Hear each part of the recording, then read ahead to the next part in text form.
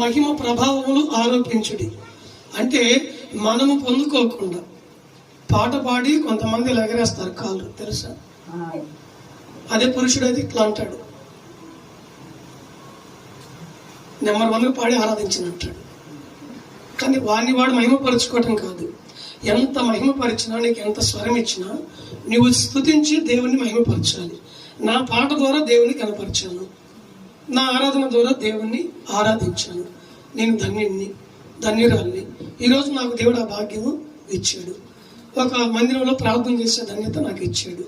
Stage మీద అంటే చాలా మంది ఉంటారు.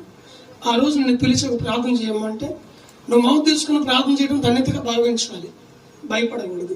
అర్థమవుతుందా? నీవు దేవుని నామం పేరిట ఏమి చేసినా దేవుడు మహిమ పొందుకోవాలి. ఏం చేయాలి?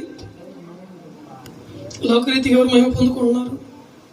మనుషులు పొందుకున్నారు లేదా? సన్మానాలు, సత్కార్యాలు పొందుకున్నారు లేదా? అలాగని బైబిల్లో కూడా రాయబడ్డాయి, సేవకులు సన్మాన సత్కార్యాలకు అర్హులు అని రాయబడ్డాయి. ఓకేనా? అంటే ఒక సేవకుని సన్మానించవచ్చు. ఒకటి, సంఘంలో ఉన్న ఒక స్త్రీ, ఒక విశ్వాసి మంచి పని చేస్తే ఆమెను కూడా కూర్చుని పెట్టి సేవ కప్పి చప్పట్లు కొట్టి సన్మానించవచ్చు. ఒక మంచి పని చేస్తే దేవునికి స్తోత్రము కలుగును గాక.